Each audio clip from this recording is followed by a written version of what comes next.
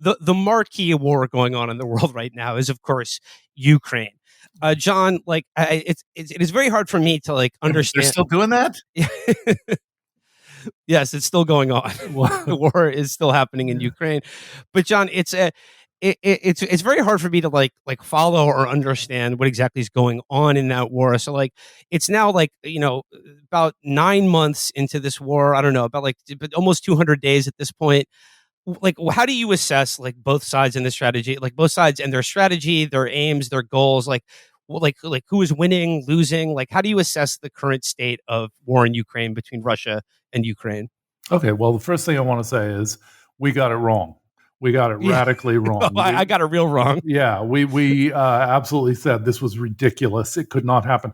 We made the classical logical fallacy of saying X is wrong, and X would be really stupid to do. Therefore, X will not happen.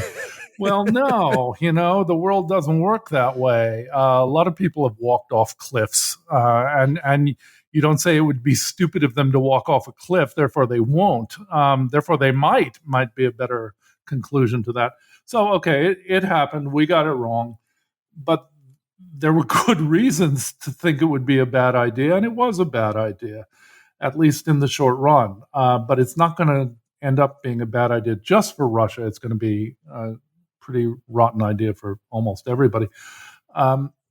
So the war began with a terrible Russian attempt to do blitzkrieg, because that was the doctrine they learned the hard way, and it's sort of baked into their military psyche. Just try to roll tanks in as far as possible, as quickly as possible. And that was foolish. You can't do what you used to do in the days when there was nothing but Panzerfaust that could maybe stop a tank from 10 paces away.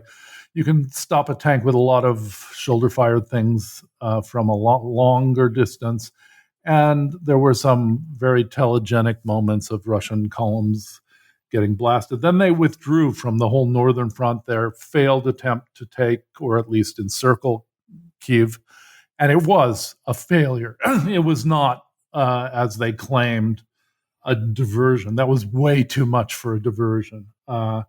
So it started with a Russian debacle, and then Russia changed to what it does well, basically walking the artillery through the Ukrainian trenches, and not many half-trained militia forces in the world can stand up to that, and they gained large amounts of territory.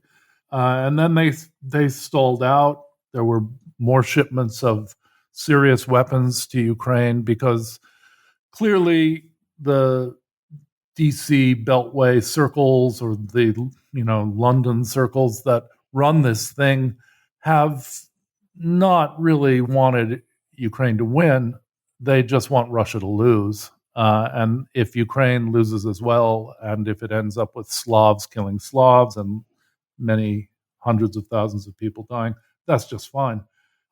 It's had a lot of malign effects. It's given NATO a real lease on life, like infant blood. Finland, come on down. Yeah. You're now part of join the club. Yeah, it really is. It's like a supply of infant blood for a vampire clique. And you could see the New York Times for a long time, or the WAPO, just glorying in this war. And the interesting thing is they've kind of stopped glorying in it now, which probably means it's stalled out. It's no fun. Ukraine, as Mark Ames has said on the show many times, is not really capable of the offensive that its masters in the West demand. There was an interview with a high-ranking British general a few weeks ago who said, really extraordinary sentence, it would behoove Ukraine to start taking territory now. Oh my God. Yeah, it would behoove them to do that. Yeah, it really would. That's like, what they tell you when next morning you go out to your car and there's a bullet waiting for you. And they have, I think, tried around Kherson to take territory, but it's a lot easier to hold a trench line with half-trained militia than it is to direct them on an offensive operation. That's been true for millennia. And any attempt to do a counter blitzkrieg is going to be a disaster.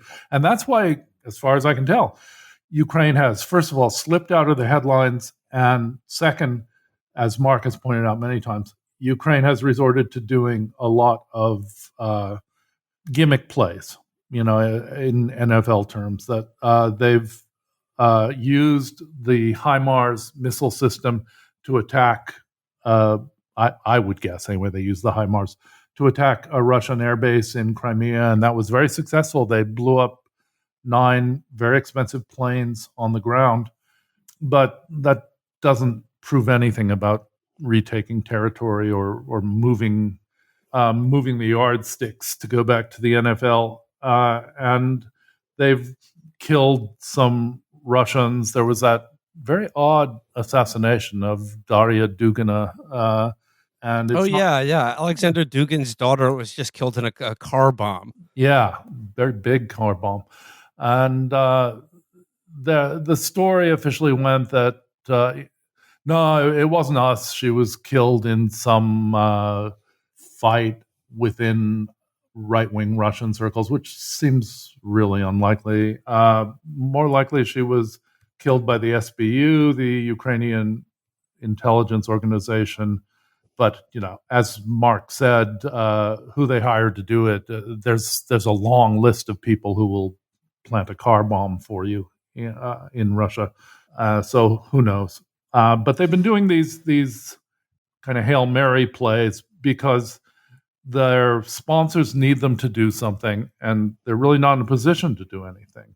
Russia's maybe for people who aren't familiar with him, could you just give some background on who Alexander Dugin is? The way he's described in the Western press is sort of like a spiritual guru to Vladimir Putin, almost like a Rasputin type figure. Like, who is this guy? What's his deal, and why was he I mean, there's obvious reasons why he'd be made a target of a car bomb, but maybe you could lay out some of them. Well, you'd think I could, but Dugin strikes me as a really boring guy. I've tried reading a few Dugin things, and it's just mystical nonsense about the Eurasian model and its superiority to the European or Western model, and I have a limited tolerance for that sort of crap. I mean, Mark knows a lot more about this. Mark Ames, my co-host on Radio War Nerd, and he said something kind of interesting, which is Dugin, first of all, is not Putin's brain or anything close to it. Putin's brain doesn't need to feed off some maundering philosopher. Putin's brain is concerned with very traditional, very straightforward, great power politics and things like destroying oligarchs who get in his way.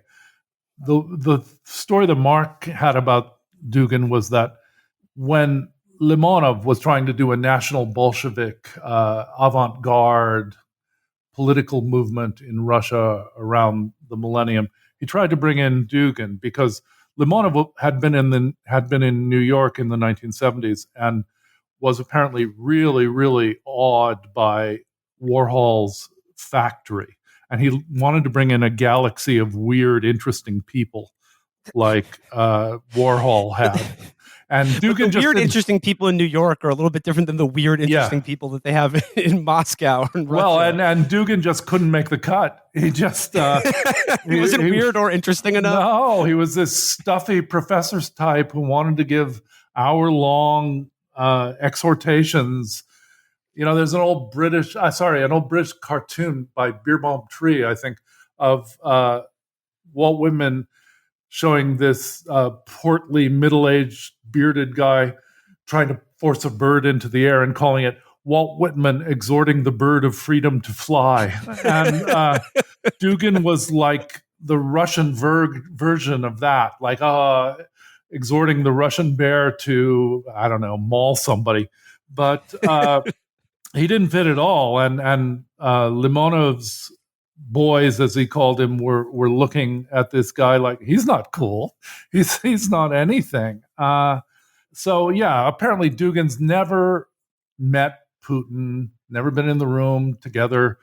I can't say much about his ideology because I tried reading him, as I said, and he's really boring. his daughter spoke fluent French in the clip I saw and did a good job of making the Russian case in Ukraine. But beyond that, I don't know. So, I mean, I guess like as best I can like understand here from like what you're saying and what I'm able to discern from news reports about it is it does seem like it's kind of settled into what is maybe kind of a best case scenario for Western planners, which is just an interminable stalemate that's going to bleed both sides of this for the years to come, possibly. Yeah, that seems right. I mean, I know people I respect who say this has been this has been great because Eastern Europe is standing up for itself in spite of German dithering. Well, I mean, they need gas. Yeah, They need to heat their homes. So, yeah, I don't know what the what do you? German dithering is about either. It's just I think there's a lot of resentment going back generations here. But as far as I can see, Germany is doing something extraordinary, which is like letting itself run out of fuel to satisfy an agenda that seems more important to the elite than to 90% of the population. Like in the elite, there's both in the U.S. and in Europe, there's tremendous enthusiasm about this united anti-Russia front, but I don't think it goes very deep. And Yeah. the winter comes, I don't think it'll stick around much.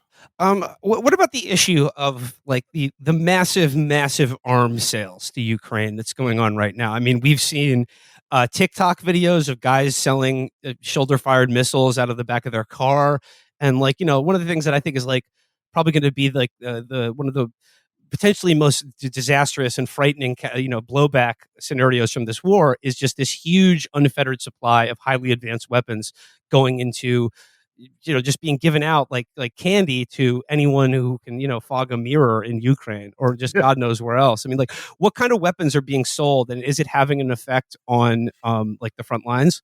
I don't know if it's having much of an effect on the front lines because the West was supplying was a lot of man portable anti tank and to some extent anti air missiles. And those things were good for the videos, as we said. They show them knocking out a lead tank in a convoy, and so Russia stopped doing that, and now it's just doing the artillery wars. And that means there's probably a lot of those things circulating in Ukraine. Ukraine is an extremely poor country. One of the reasons the Crimea unification business went well, and although it's forgotten now, the 2014 referendum in Ukraine on joining Russia was monitored, and it was genuinely in favor of joining Russia. One of the reasons for that is Ukraine is a very poor country. When you've got a poor country and missile systems worth hundreds of thousands of dollars per unit are being handed out to people who are half-starved militia, then they're going to be sold on. That just goes without saying. I think people in the news media have kind of ignored that because they have been trained to fear people with brown skin and Muslim names selling on those weapons. And here are people with blonde hair, blue eyes, and Slavic names, and they don't see that the. It's funny, they don't really believe in the free market. If they did, they would see that doesn't make any difference. They're going to get sold on. You can go from the poorest guy in the village, and those are the people who generally end up in the trenches, to a millionaire in a day if you can unload the thing properly. It's not as simple as all that. It's not like, you put it on eBay and, collect the money. But it can be done if you have family, and it's going to be done. And what those things will be used for, whatever anybody wants to do. This next question is like, look, I need to preface it by saying, obviously not everyone in Ukraine is a Nazi, but John, what do you make of the fact that like seemingly every photo that the Western media prints of any militia or anyone on the front lines fighting for Ukraine, at least one guy in the group shot has some sort of Nazi regalia.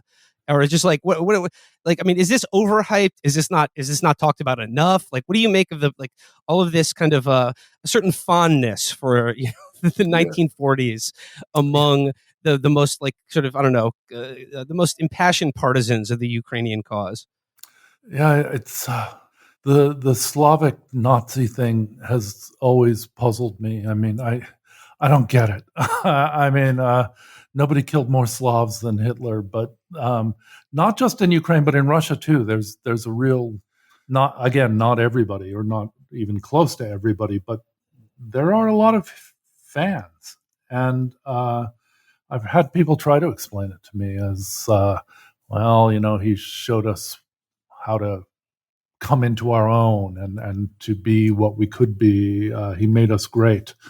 It was a very expensive way to be made great, and I, I think with Ukraine there was a lot of suffering in Ukraine. I mean, there's been some doctrinaire leftist attempts to deny that the Holodomor really happened.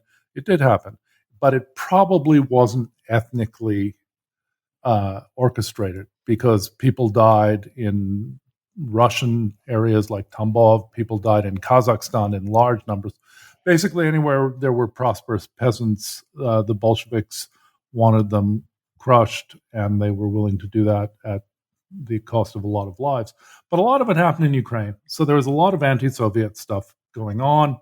If the Nazis hadn't been such bloodthirsty idiots, they probably could have recruited more Ukrainians, because there was so much resentment of the Soviet Union. So that all goes back a long way. And I don't know how much it means. I don't think it means that a lot of Ukrainians are diehard anti-Semites. I think they have no problem, in fact, electing Zelensky, a Jew, because it's a smart move in media terms. I don't think they're attached to that part of the Nazi agenda at all.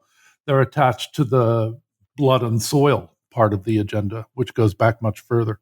You mentioned like Russia sort of changing its tactics after its initial, blitzkrieg strategy got bogged down in the mud, and you said now that they're doing like a sort of an older style of warfare where you just walk the artillery up to like the front lines, and then you just start shelling fortified positions, which are often cities full of people. Is this like is this a particularly brutal tactic of war as compared to, like, I know a lot of people in the media be like, oh well, America would never do anything like this, or is this just the way nation states fight wars? Yeah, it's how they fight wars. It's what we did to Fallujah. It's what we did to Mosul by proxy, Raqqa by proxy. It's urban combat has been one of the bitter lessons of the 20th century. It's very hard to do, and it costs a lot of casualties. Much easier to blast the place. And there are 8 billion people in the world now. There, a lot more of the planet is covered by cities, so you have a much easier time just blasting it than sending your own troops down there to get picked off.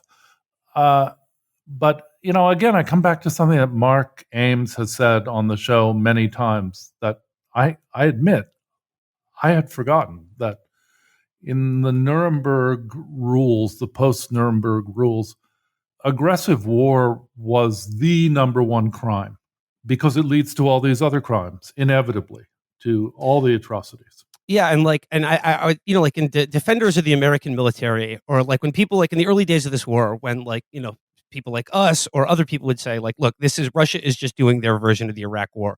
We did this thing like 20 years ago and killed the, or they're going to end up killing about the same amount of people as we did, probably, which is an astonishing number of people. But like the defenders of the conduct of the U.S. military would say, well, look, we're not intentionally trying to kill civilians like Russia is.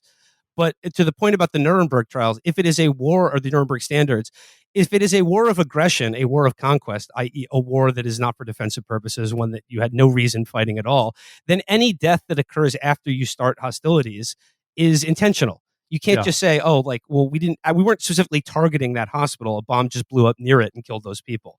It's like, no, like, it doesn't, your intention doesn't make a difference once you've started a war.